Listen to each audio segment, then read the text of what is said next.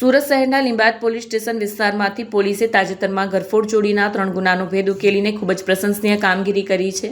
પોલીસે આરોપીની ધરપકડ કરી મુદ્દામાલ કબજે કર્યો છે। આ કામગીરી અંતર્ગત લીંબાયત પોલીસ ઘરફોડ ચોરીના 2 સિન્ડિકેટ ગુનામાં નાસ્તા ફરતા આરોપીઓને પકડી પાડવા માટે વર્કઆઉટમાં હતી।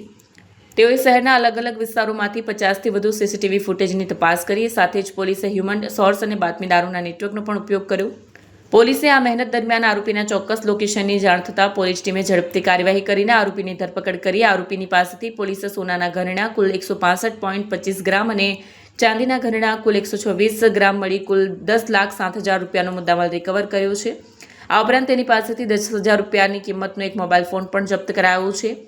નોંધનીય છે કે લીંબાયત પોલીસે આ ઘરફોડ ચોરીના 3 ગુનાનો ભેદ ગણતરીના કલાકોમાં ઉકેલી લીધો છે। આરોપીને પકડી પાડવા માટે લીંબાયત પોલીસે જે રીતે સીસીટીવી ફૂટેજ, બાતમી અને ટેકનોલોજીનો ઉપયોગ કર્યો તેની શહેર પોલીસ વિભાગમાં પ્રશંસા થઈ રહી છે। પોલીસની આ સફળ કામગીરીથી લીંબાયત વિસ્તારના નાગરિકોમાં સુરક્ષાની ભાવના વધી છે। લીંબાયત પોલીસ સ્ટેશન વિસ્તારમાં એક ઘરફોડ ચોરી દાખલ થયેલી હતી અને જેમાં સોનાના અને ચાંદીના ઘરેણા અને મોબાઈલ ફોન સાથે આશરે 10 લાખ રૂપિયાનો મુદ્દામાલની ચોરી થઈ હતી। જેમાં ઘર માલિક છે એ પોતે ઘર બંધ કરી અને લગ્નમાં ગયેલ હતા। એ વખતે રેકી કરી અને જે આરોપી છે માગિયા સન ઓફ મુસ્તાક, જેની ઉંમર 29 વર્ષ છે, જે છૂટક મૂટક મજૂરી કામ કરે છે, જે શાહપુર સોસાયટી ગલી નંબર 3 અને લીંબાયતમાં સુરત શહેરમાં રહે છે। મૂળ ગામ ઇસ્લામપુરા, તાલુકો ધુલિયા અને જિલ્લો જલગાંવના છે। જે આરોપી છે એ અગાઉ પણ આવી ઘરફોડ ચોરી એના વિરુદ્ધમાં દાખલ થયેલી છે લીંબાયત પોલીસ સ્ટેશનમાં અને અન્ય પોલીસ સ્ટેશનમાં।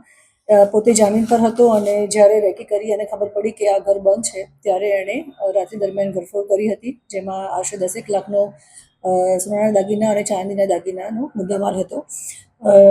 લીંબાયત પોલીસ સ્ટેશનના સર્વેલન્સ સ્ટાફ તરફથી કામગીરીના અંતે આરોપીને પણ અમે ઝડપી લીધેલ છે અને તમામ મુદ્દામાલ અમે રિકવર કરેલ છે।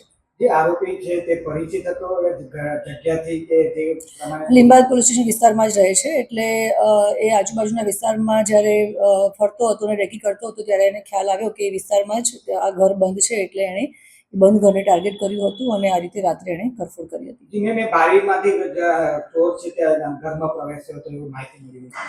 હા, એટલે એણે રેકી કરી હતી અને કઈ રીતે ઘરમાં પ્રવેશ કરી શકાય એ રેકીના અંતે એણે એવું નક્કી કર્યું કે આ વર્નેબલ જગ્યા છે કે જ્યાંથી તોડી અને ઘરમાં પ્રવેશ કરી શકાય એમ છે, તો ત્યાંથી એણે પ્રવેશ કર્યો અને આ રીતે એણે તમામ સોના ચાંદીના દાગીના સાથે 10 લાખનો મુદ્દામાલ ચોરી કર્યો હતો અને અમે તમામ મુદ્દામાલ સાથે આરોપીને પણ ઝડપી પાડેલ છે અને મુદ્દામાલ પણ રિકવર કરેલ છે।